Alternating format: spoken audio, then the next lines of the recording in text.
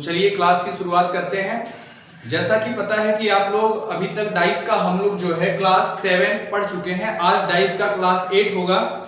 तो आप परंपरा यह है कि डेली लास्ट में 1-2 क्वेश्चन दिए जाते हैं और कहा जाता है कि जो बच्चा उसका आंसर बताएगा तो अगले वीडियो में उसका नाम जरूर लिया जाएगा।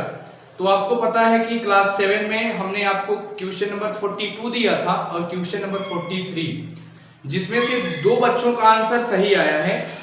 पहले बच्चे का नाम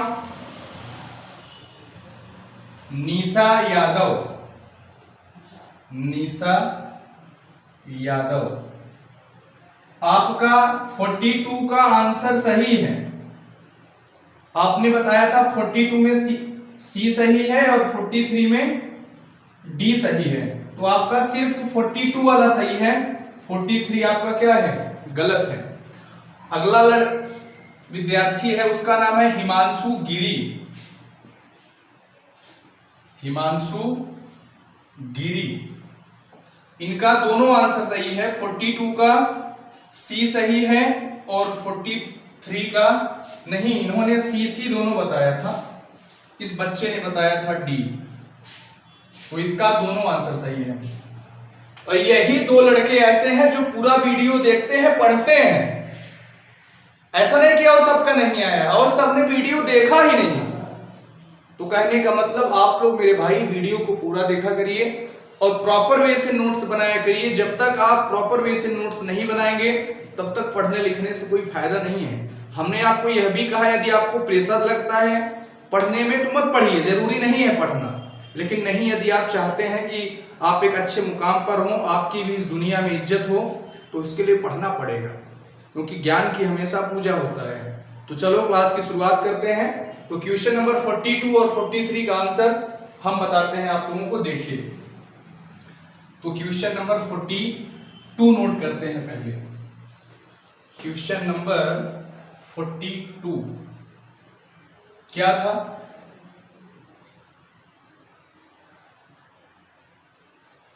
कल के क्लास में तो बना ही दिया था, आज फिर बना दे रहे हैं।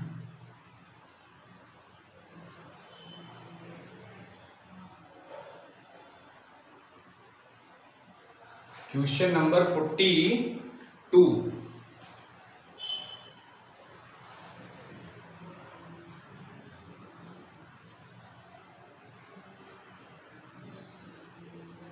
चलो 42 में था 1 2 3 4 5 6, यहां 1 2 3 4 5 6 और पूछा था which option is correct, which option is correct, कौन सा विकल्प सही है। पहला ऑप्शन ए, ध्यान से बनाइएगा, जब तक आप ध्यान से नहीं बनाएंगे तब तक समझ में आने वाला नहीं है। ऑप्शन ए या आपका ऑप्शन बी होगा,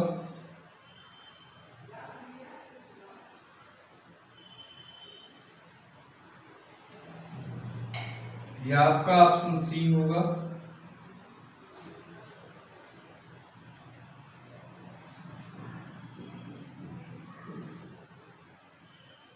या ऑप्शन डी होगा।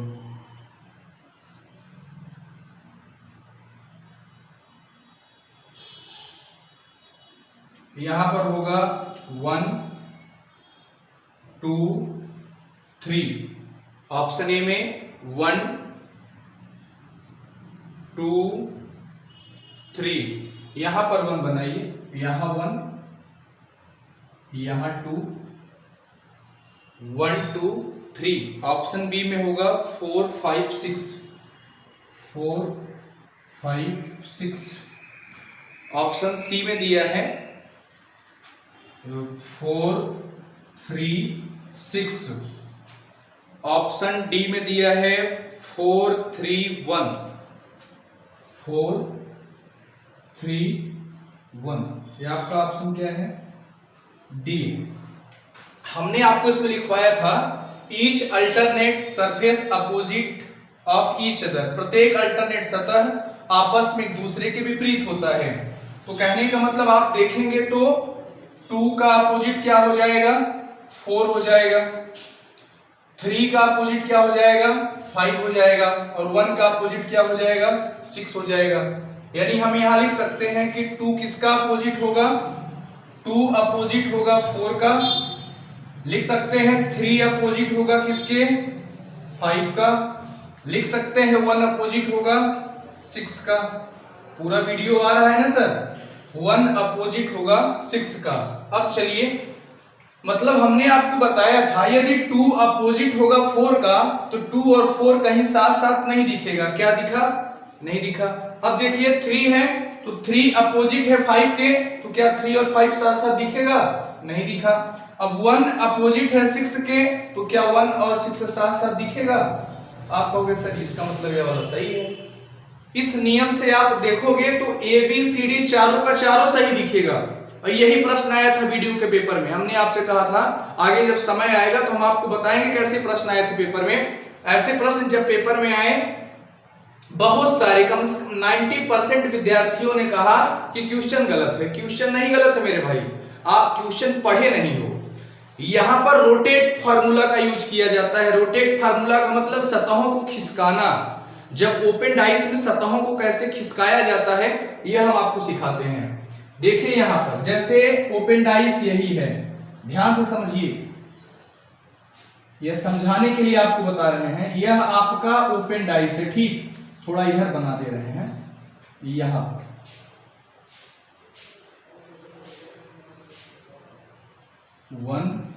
1 कॉलम, 2 कॉलम, 3 कॉलम और यह आपका चौथा कॉलम, ठीक। और 2 कॉलम आप इधर यूज कर सकते हैं।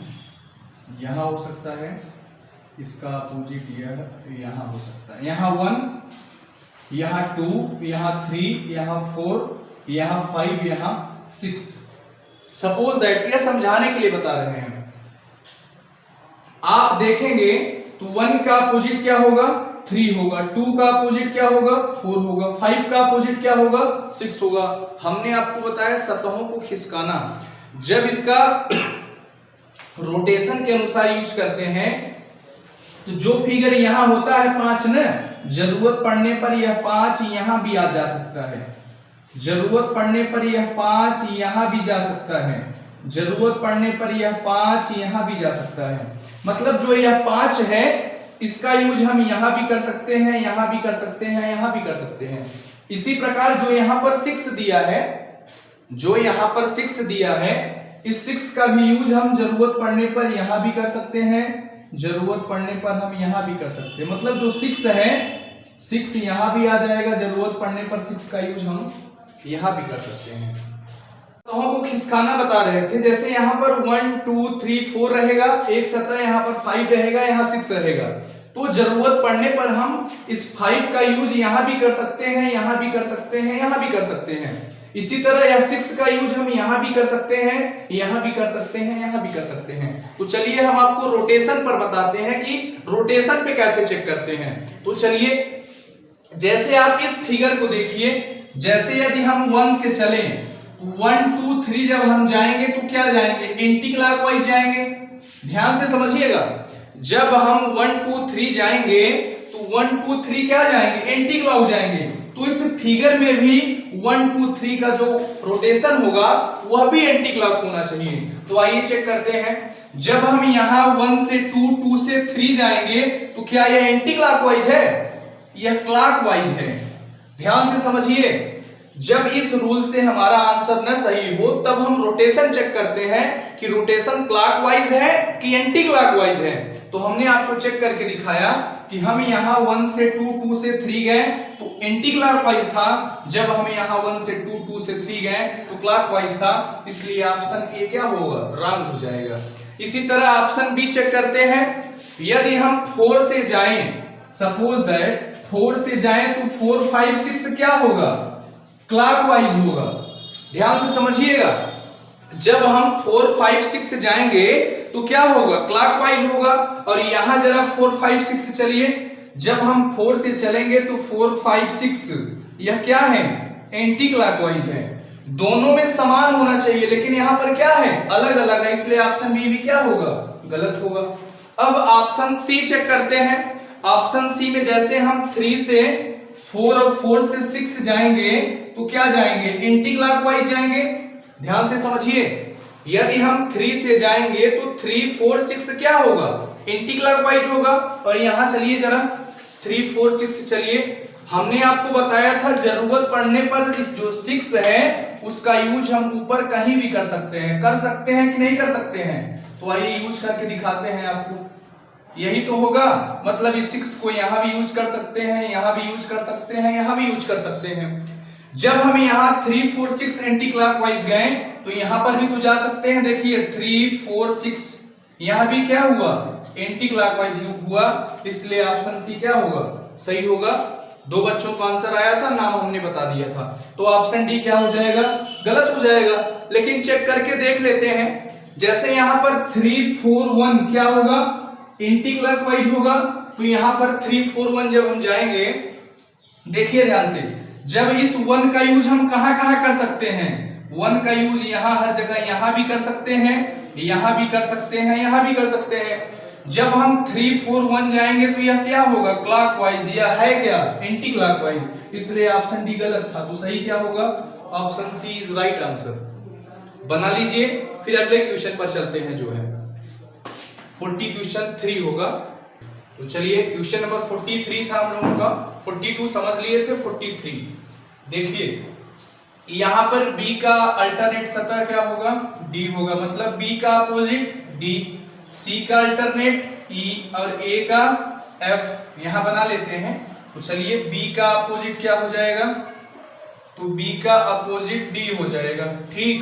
C का E हो जाएगा, तो C का क्या हो जाएगा, E हो जाएगा। A का क्या हो जाएगा, F हो जाएगा, A का F हो जाएगा।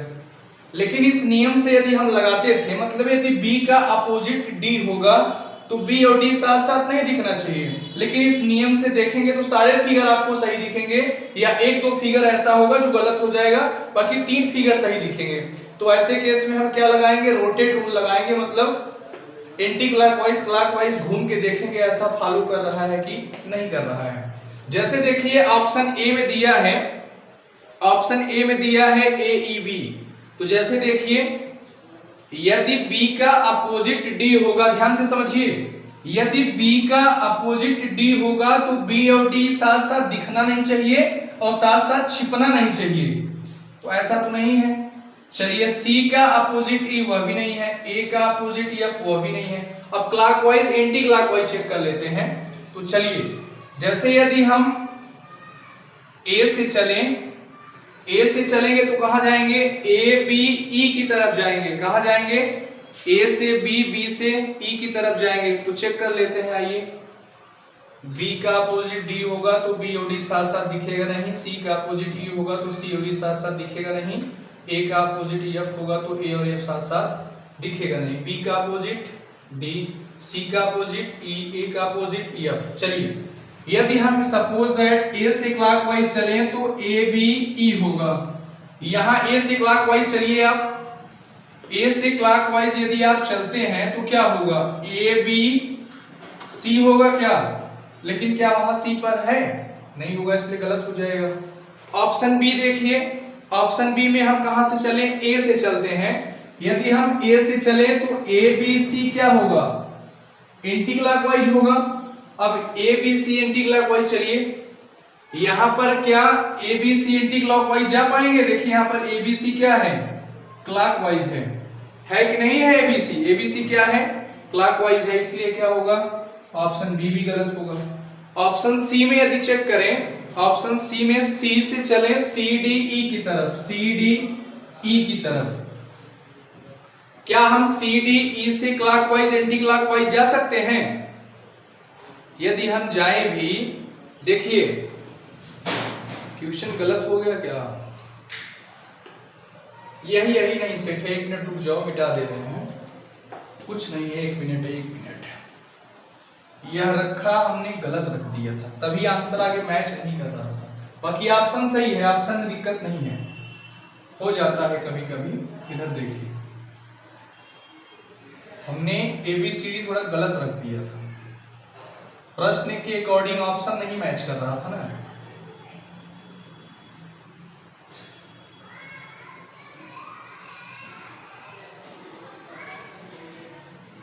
ठीक, यहां पर ए, यहां बी, यहां सी, यहां D, A B C D, sorry यह वाला यहां रहेगा, एक मिनट, गलत ज्यादा हो जाता है, गलत नहीं, थोड़ा सेट नहीं हुआ था, यहाँ ई रहेगा, यहाँ पर एफ रहेगा। ठीक, चलिए बी का अपोजिट क्या होगा, डी होगा, सी का अपोजिट क्या होगा, एफ होगा, और ए का अपोजिट क्या होगा, ई होगा। तो बी का अपोजिट डी होगा, सी का अपोजिट एफ होगा, और ए का अपोजिट ई होगा। आ रहा है ना सर ये ई पूरा। चलिए अब देखिए, यदि ए अपोजिट होगा ई का, तो क्या ए और ई साथ साथ दिखेगा, नहीं दिखेगा ना। यहां देखो दिख रहा है, इसलिए क्या है, गलत है। अब वहां देखिए ए बी सी है, यानी यदि हम यहाँ ए बी सी है तो क्या गए एंटी क्लॉकवाइज, और यहां जाएंगे यदि ए बी सी तो यहाँ ए बी सी क्या है, क्लॉकवाइज, इसलिए यह भी क्या था, गलत था। यहाँ देखिए सी डी ई है, यहाँ पर सी डी ई क्या आए, हम लोग क्लॉकवाइज आए, और जब यहाँ पर चलेंगे सी डी ई तो यहाँ सी डी क्या है, एंटी क्लॉकवाइज, इसलिए यह भी क्या है, गलत है। ऑप्शन डी क्या हो जाएगा, सही हो जाएगा। लेकिन यदि आपकी इच्छा हो तो चेक कर लेते हैं। जैसे यदि यहाँ हम लोग आएंगे सी डी ए आएंगे, तो सी डी ए क्या आएंगे हम लोग, क्लॉकवाइज, तो यहाँ पर भी सी डी ए क्लॉकवाइज होना चाहिए। देखिए सी डी ए, हमने बताया था जरूरत पड़ने पर इस ए का यूज हम कहीं भी कर सकते हैं, यहां भी कर सकते हैं, यहां भी कर सकते हैं, और यहां भी कर सकते हैं। तो क्या हो गया, सी डी ए यहां क्लॉकवाइज हुआ, इसलिए ऑप्शन डी क्या हो जाएगा। इसका आंसर सिर्फ हिमांशु गिरी ने बताया था, जिसका सही था answer option D is right answer. यह हमने आपको होमवर्क के रूप में दिया था।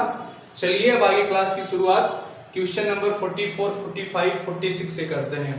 इसको आप बना लीजिए अच्छे से, फिर क्वेश्चन नंबर 44 के पास चलते हैं।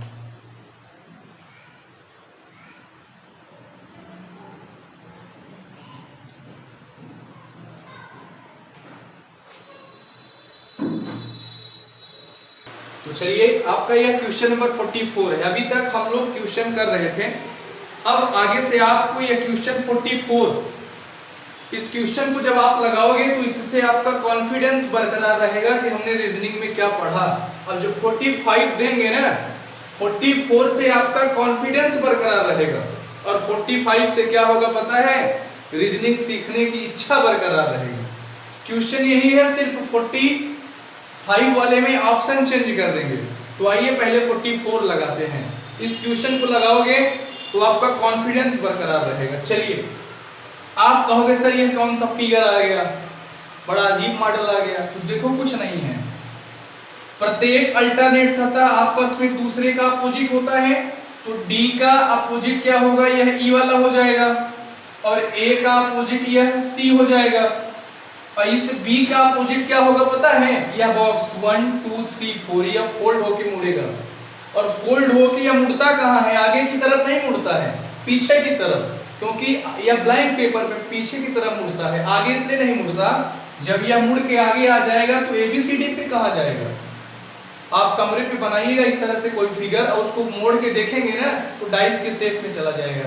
तो आइए, तो डी अपोजिट है किसके, ई के, ध्यान से समझिए, डी अपोजिट होगा ई के, और ए अपोजिट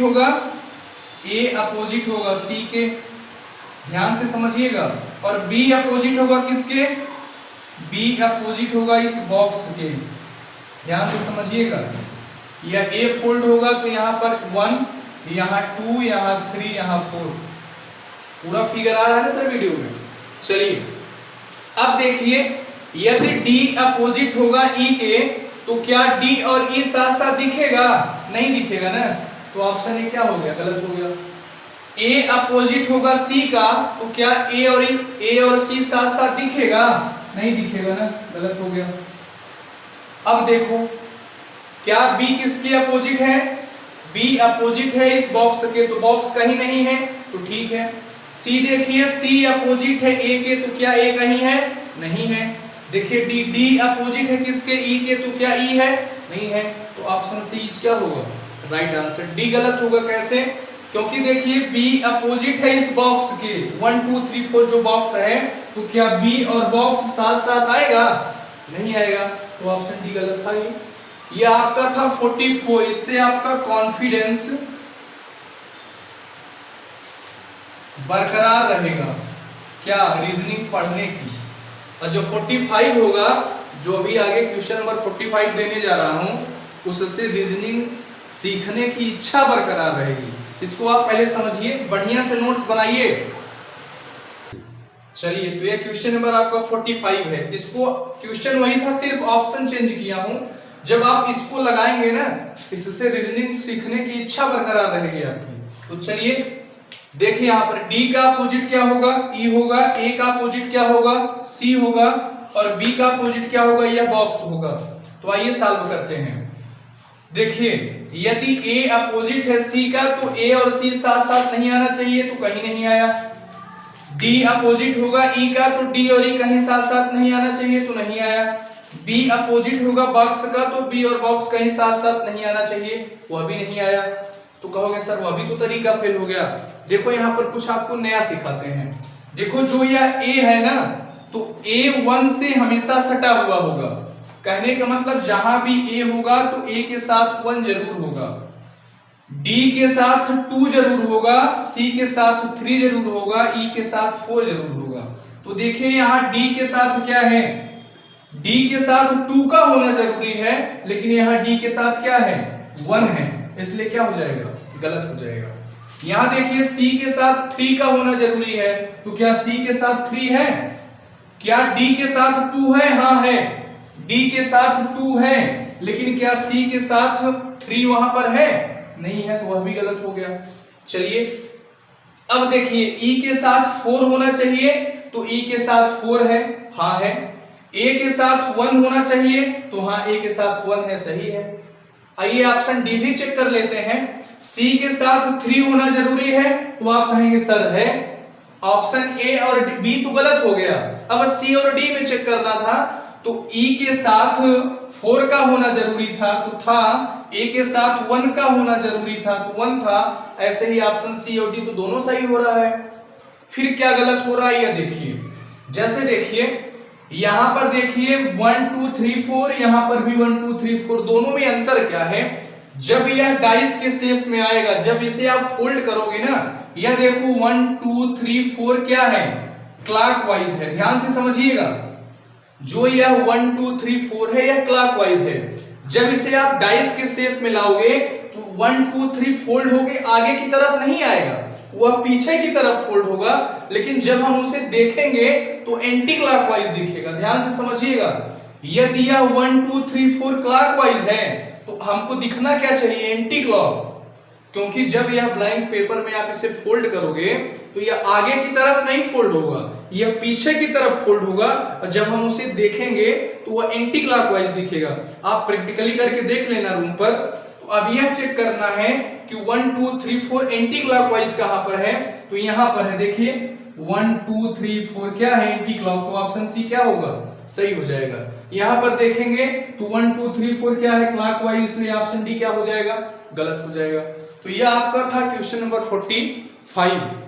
रोज की तरह हम सोच रहे हैं आज भी आपको 1 या 2 क्वेश्चन दे दें, आप उसका आंसर बताइएगा। यह डाइस का क्लास 8 था। आपको एक वीडियो अभी और मिलेगा डाइस का क्लास 9, वह डाइस का लास्ट क्लास होगा। तो आइए चलिए हम आपको 2 क्वेश्चन या 1 क्वेश्चन होमवर्क के रूप में देते हैं। तो ये आपका क्वेश्चन नंबर 46 है। डेली की तरह आज भी इसको हम आपको होमवर्क के रूप में देते हैं।